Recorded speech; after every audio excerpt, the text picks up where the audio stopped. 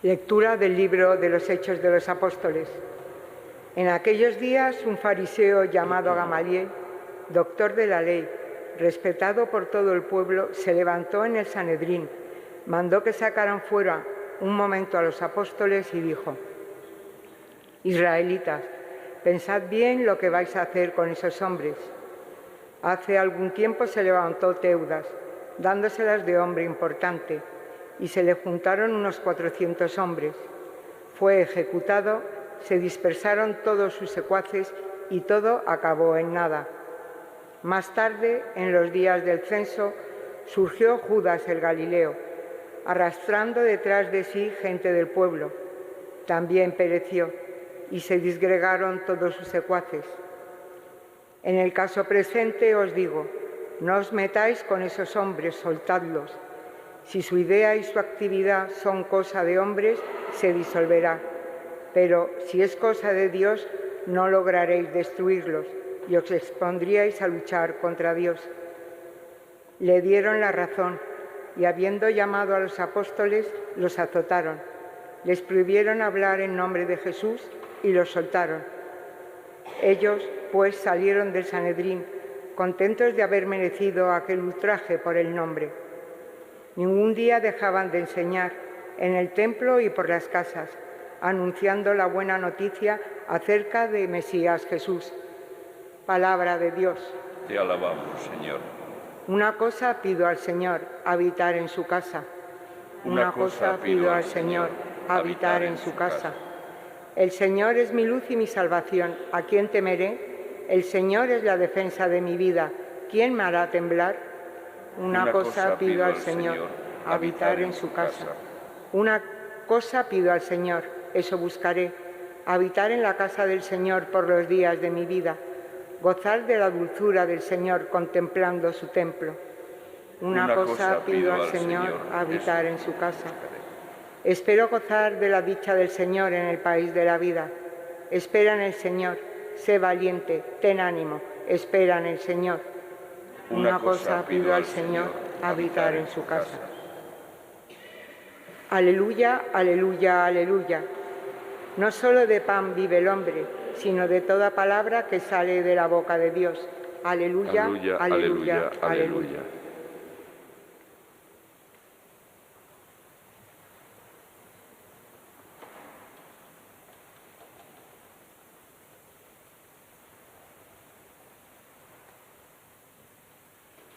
El Señor esté con vosotros. Lectura del Santo Evangelio según San Juan.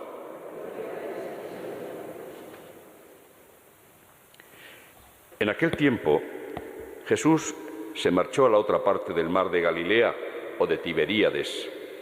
Lo seguía mucha gente porque habían visto los signos que hacía con los enfermos.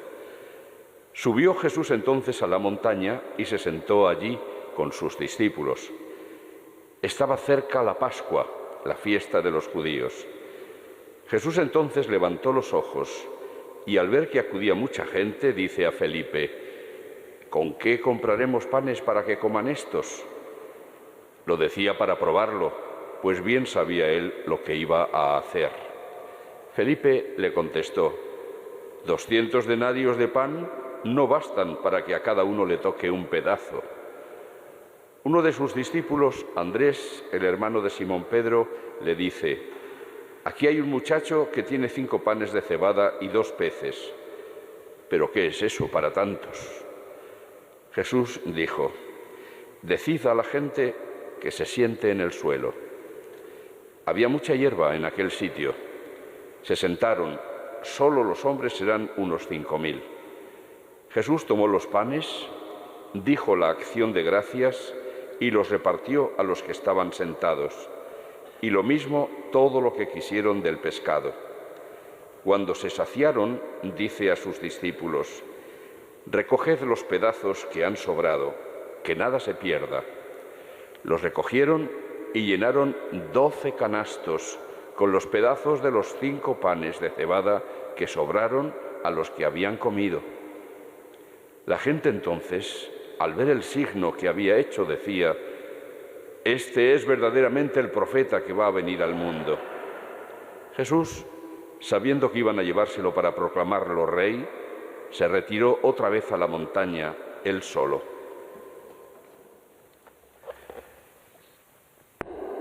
Palabra del Señor.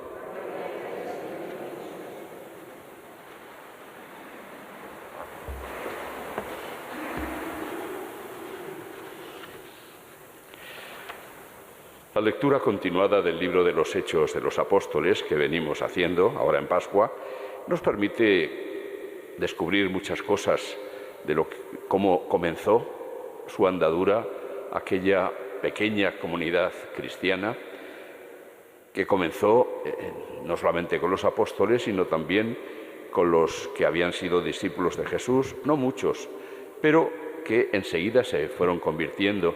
Recordemos cómo el día de Pentecostés se nos dice que una multitud se añadió después de la predicación de San Pedro. Hoy hemos escuchado la continuación del pasaje que venimos leyendo estos días. Habían curado Pedro y Juan a un paralítico, les piden cuentas de ello, los meten incluso en la cárcel, ellos son liberados de la cárcel por un ángel, vuelven al templo a predicar y los vuelven a apresar y los llevan al Sanedrín. ¿Qué quieren hacer con ellos? Evidentemente lo mismo que habían hecho con Jesús. Pero hay una persona inteligente, Gamaliel. Gamaliel es conocido como un gran doctor de la ley de aquella época y nos consta que con él había sido discípulo San Pablo, justamente en los años anteriores a este momento. ¿Y qué les dice? Pues algo muy sensato. Mirad, no os metáis con ellos. Si la cosa no es de Dios, se disolverá como las obras humanas. Pero si es de Dios, no vais a poder con ello. Y además os exponéis a ir contra Dios mismo. Les pone un ejemplo o un par de ejemplos de cosas que habían ocurrido más o menos recientemente. También personas que se habían levantado proclamándose Mesías y todo había quedado en nada. Es un argumento que nos sirve para nosotros también hoy. No olvidemos que necesitamos, como necesitaron los discípulos y los apóstoles, necesitamos la certeza de que ciertamente Jesús ha resucitado de entre los muertos, que es la garantía de nuestra propia resurrección, de lo que da sentido a nuestra vida. Si eso no fuera así, como dice San Pablo en su carta a los Corintios, seríamos los más estúpidos de los seres humanos. Pero Cristo ha resucitado y necesitamos apoyarnos en garantías. Pues aquí nos ofrece este maestro de la ley, el Gamaliel, nos ofrece un argumento que sirve también para nosotros hoy. Si aquello que había comenzado en Galilea hace más de 2000 años no hubiera sido de Dios, hubiera sido una obra humana, no habría subsistido hasta hoy. El hecho de que más de 20 siglos después una gran parte de la humanidad siga a Jesucristo y crea en Él, sin haberlo visto, sin haber visto sus signos, es una prueba bastante importante de que la cosa es de Dios y no de los hombres. O dicho de otra manera, que la autoproclamación de Jesús como Hijo de Dios es auténtica y que por lo tanto podemos y debemos fiarnos de Él, creer en Él. Él había dicho, entre otras cosas, que iba a permanecer con los discípulos hasta el fin de los tiempos. Tristes ante los anuncios que van viendo que hace Jesús de que ya le queda poco de estar con ellos, incluso de una forma un poco sombría les anuncia que el final va a ser doloroso. Pues bien, ante eso Jesús les promete: estaré con vosotros hasta el final de los tiempos. Y todavía les promete otra cosa, un paráclito, un consolador, que será el que de alguna manera haga sus veces en lugar de Él, y es más, que nos convenía que Él se marchara para que pudiera venir este Espíritu Consolador. Ciertamente, sin Cristo, sin Jesús, sin su presencia, ni aquellos discípulos, ni mucho menos nosotros hoy, podrían haber hecho nada. Pero Cristo cumple su promesa. ¿Cómo podemos encontrarnos nosotros hoy con Él?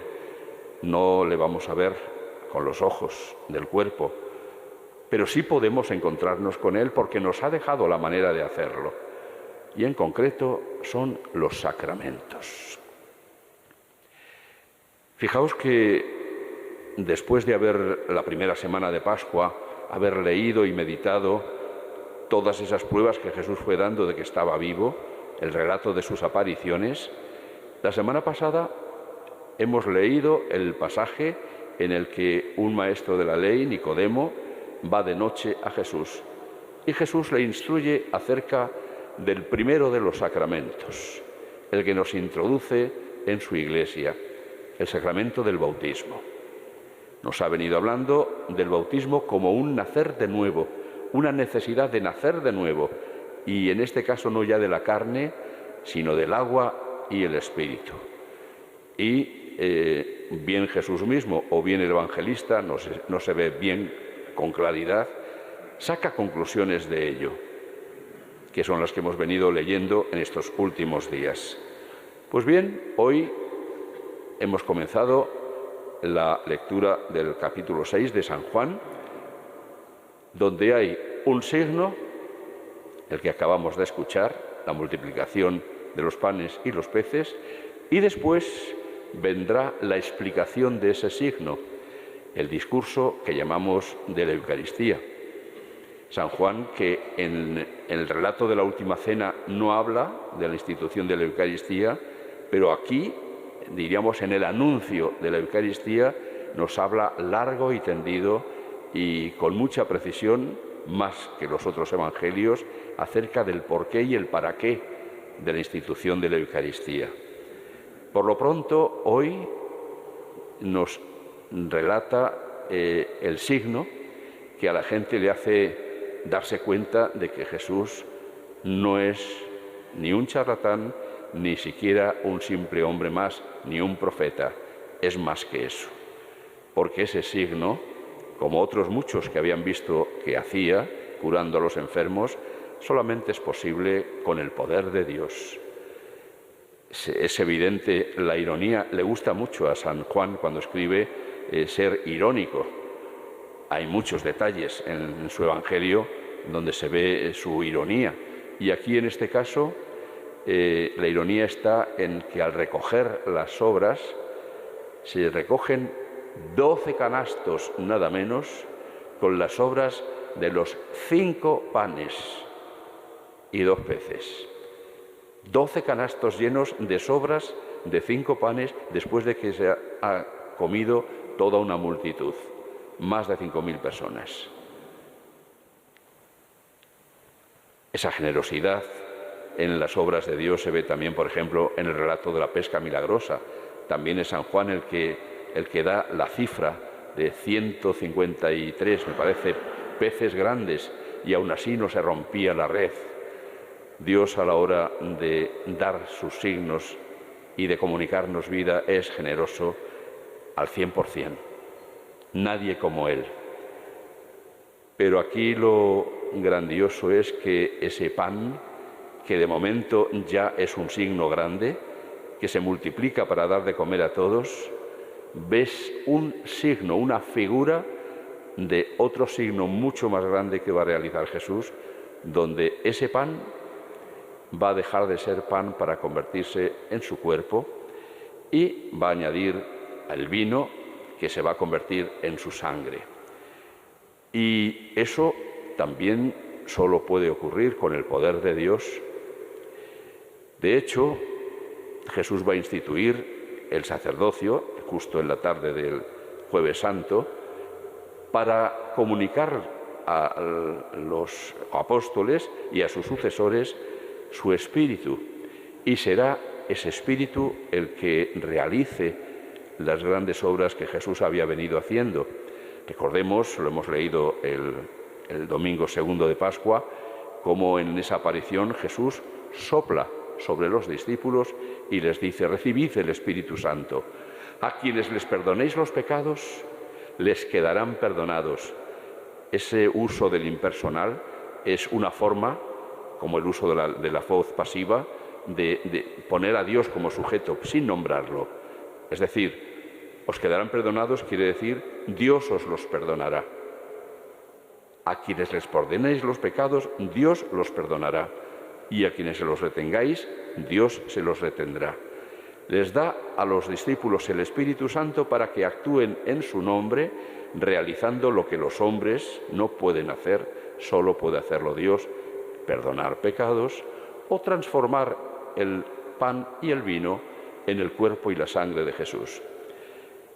Será bueno fijarse dentro de unos momentos, cuando vaya a llegar el momento de la consagración, después de esa breve introducción, cuando se imponen las manos sobre el pan y el vino, notemos que ahí lo que está ocurriendo es una invocación al poder del Espíritu Santo para que transforme el cuerpo, el pan y el vino en el cuerpo y la sangre de Cristo.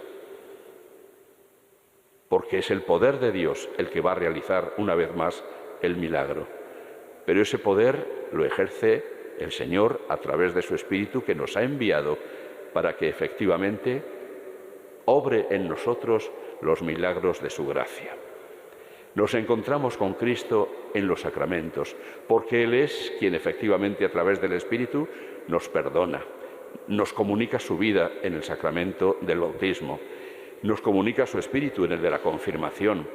Es Él quien da a los matrimonios que se casan en su nombre, les da el poder y la gracia de amarse como Él los ha amado. Es Él quien al sacerdote le da el poder de perdonar los pecados y de pronunciar sobre el pan y el vino sus palabras para alimentar con la gracia de Dios a la comunidad cristiana. Es el Señor quien actúa en los sacramentos. Es Él con quien nos encontramos en la celebración de cualquier sacramento.